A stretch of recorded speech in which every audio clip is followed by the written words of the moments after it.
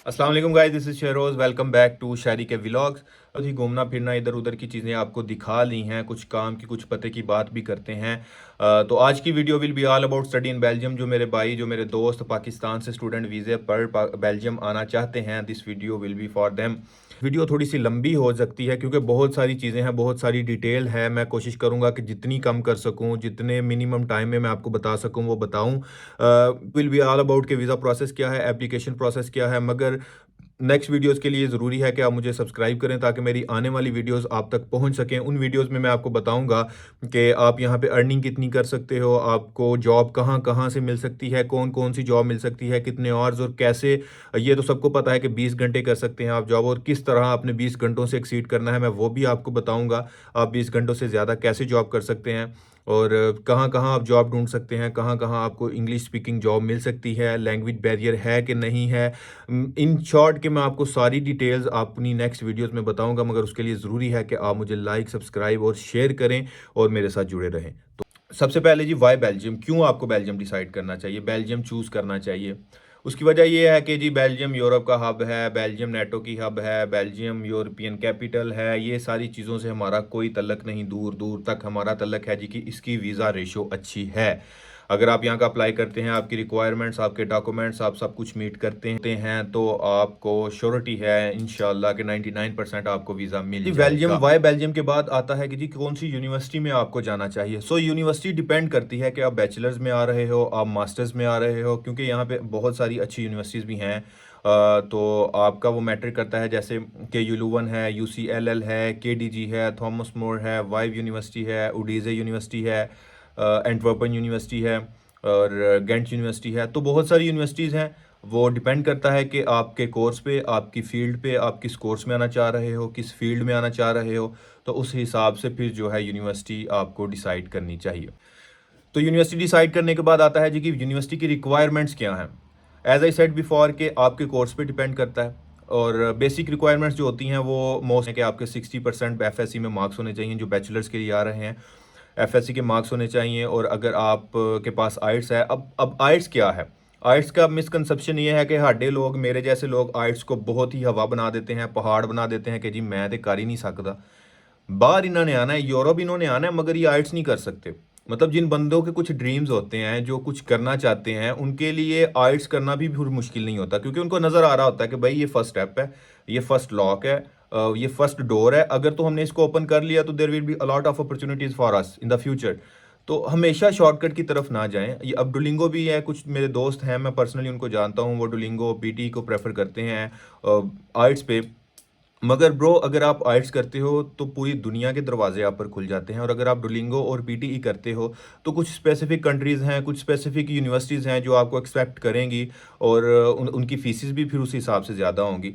तो अगर हम रिक्वायरमेंट्स की बात करें, तो अगर आपके पास 6.5 बैंड्स हैं और आप बैचलर्स में आना चाह रहे हो, तो Odisee university in Brussels will be perfect for you. आपके लिए वो परफेक्ट रहेगी, क्योंकि उसकी around 1000 euros per year fees है, जिसकी भी आप इंस्टॉलमेंट्स भी करवा सकते हैं। तो it's nothing bro, it's same like कि आप फ्री पढ़ रहे हैं। तो I will recommend to you कि आप 6.5 बैंड्स लें, अच्छे तरीके से करें। अगर आपके 6 बैंड्स हैं तो फिर आपके पास थॉमस मोर या दूसरी KDG इधर उधर की भी ऑप्शंस आ जाती हैं, मगर फिर भी हर बंदे को होता है कि यार मेरा एक्सपेंस कम हो। कुछ मेरे जैसे मिडिल क्लास भी होते हैं। तो आप अच्छे तरीके से पहले आइट्स करें। आइट्स में मिनिमम आपको 6 चाहिए, और बेल्जियम आने के लिए आइट्स में आपको मिनिमम 6 बैंड्स चाहिए। और अगर आप डुलिंगो को प्रेफर करते हैं तो डुलिंगो में आपको 110 जो है ना, 110 स्कोर डुलिंगो का चाहिए। Duolingo Thomas More university accept करती है बैचलर्स के लिए, जिसकी 9000 यूरोज़ पर ईयर फ़ी है।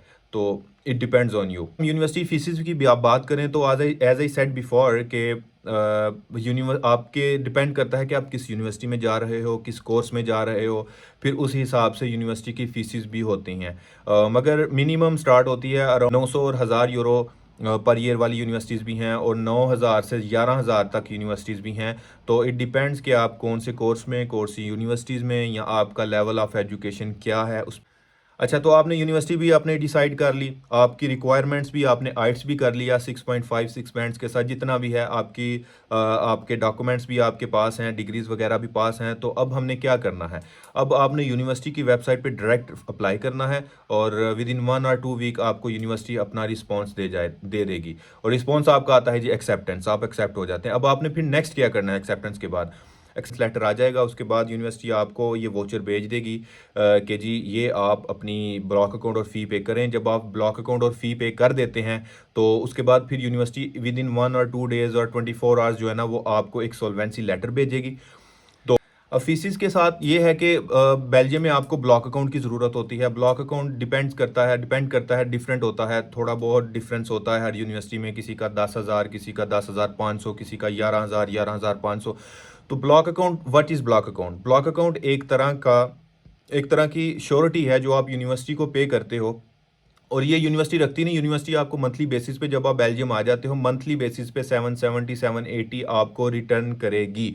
ये एक तरह की यूनिवर्सिटी श्योरिटी देती है कि जी इस बंदे के पास इतना इनफ जो फंड्स हैं कि ये 1 साल के लिए खुद को स्पॉन्सर कर सकता है, ये बेल्जियन गवर्नमेंट पे बोझ नहीं बनेगा, ये अपना खा सकता है, अपना पा सकता है, अपना ला सकता है। इन शॉर्ट पर सीधे लफ्ज़ों में मैं ये बता रहा हूँ। तो आपको ये पे करना पड़ता है, साथ में आपको फर्स्ट सेमेस्टर की जो है वो फीस पे करनी पड़ती है।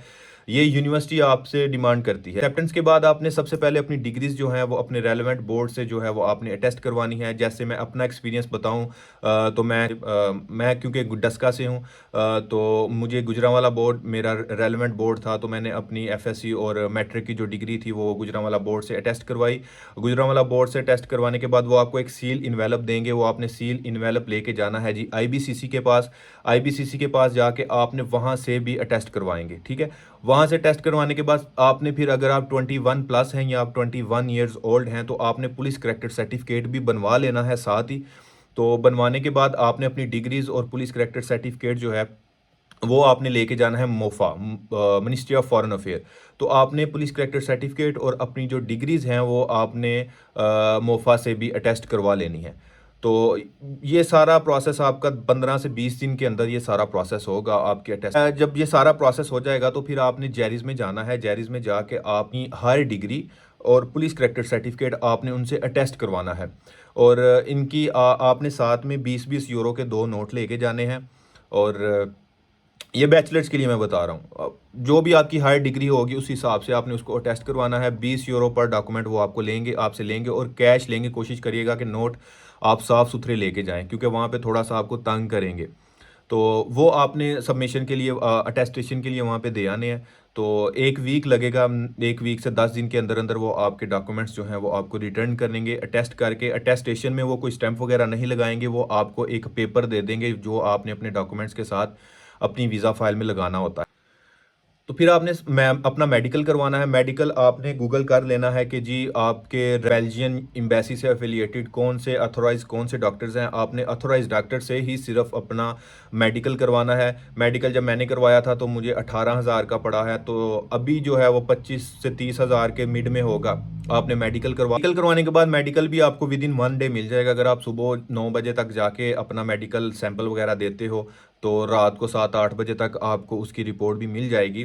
और वो सील इन्वेलप होगा, आपको खोलना नहीं उसको, वही आपने वीज़ा फाइल में लगा के सील इन्वेलप ही आपने लेके जाना है अपनी वीज़ा फाइल में लगाने के लिए। तो उसके बाद फिर आपने एडमिनिस्ट्रेटिव फ़ीस पे करनी है। एडमिनिस्ट्रेटिव फ़ीस जो है अराउंड 230 यूरो जो है एडमिनिस्ट्रेटिव फ़ीस आपने यूरोप से ही कहीं से पे करवानी है।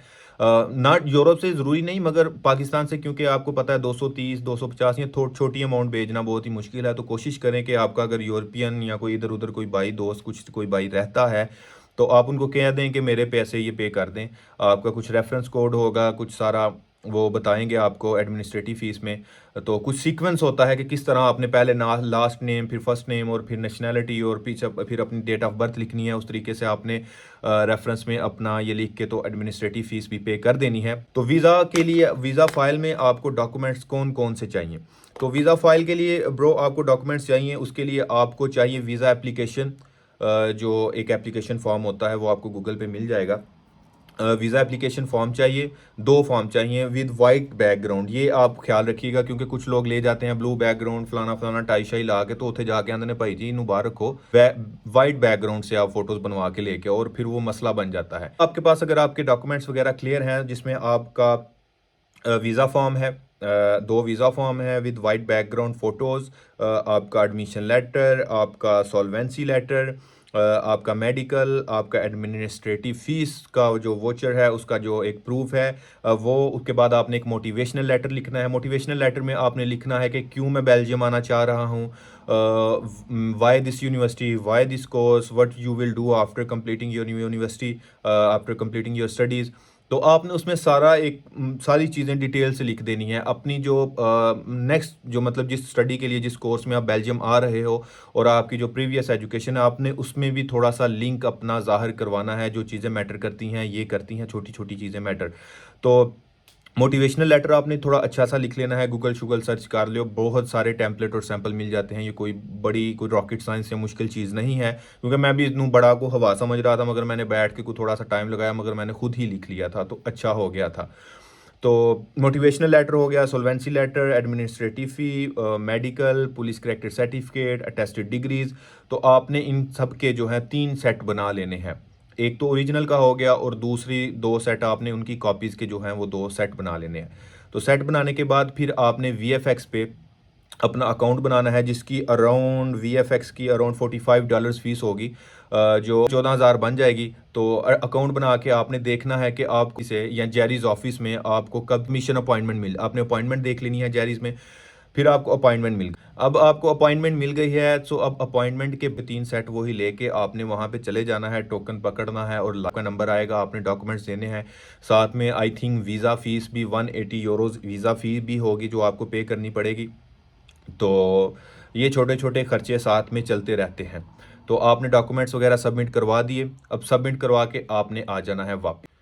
तो वापस आने के बाद ਤੁਹਾਡਾ ਕੰਮ नहीं मुक्या, अभी फिर आपने गूगल सर्च करनी है और वहाँ से आपने जो बेल्जियम वीज़ा एक स्टूडेंट क्वेश्चनियर होता है पाकिस्तानी स्टूडेंट्स के लिए, आपको वो गूगल से मिल जाएगा।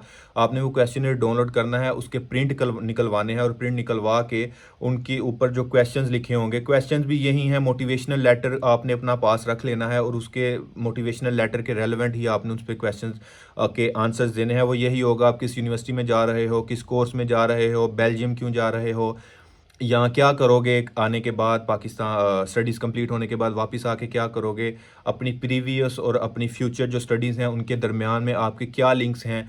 तो आपने ये सारा बताना है। वो आपसे पूछेंगे कि आपका वहाँ पे बेल्जियम में कोई रहता है, तो यू विल से कि नहीं हमारा कोई नहीं रहता, हमने ब्लॉक अकाउंट दिया है।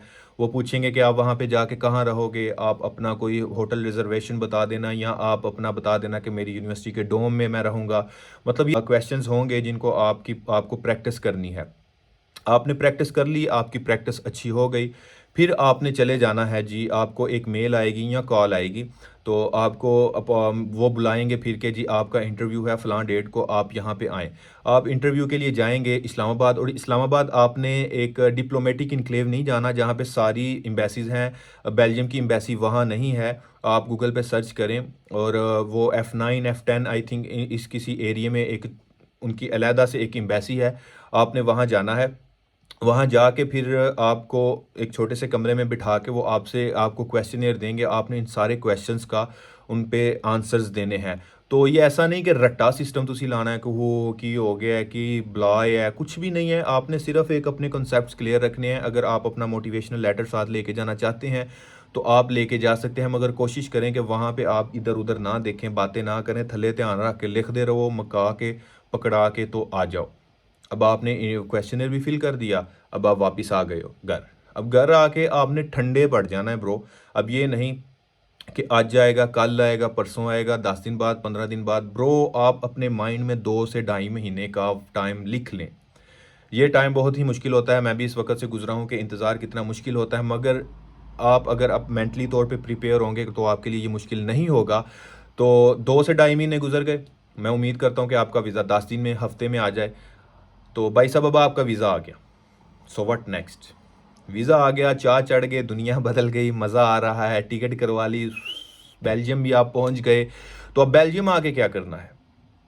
तो ये चीज़ें मैं आपको अब अपनी नेक्स्ट वीडियो में बताऊंगा कि बेल्जियम में आके कुछ कुछ चीज़ें पता चलेंगी कि बेल्जियम आके क्या करना है, क्योंकि यहाँ पे आके कुछ लोग ब्लॉक हो जाते हैं, ब्लैंक हो जाते हैं, घबरा जाते हैं।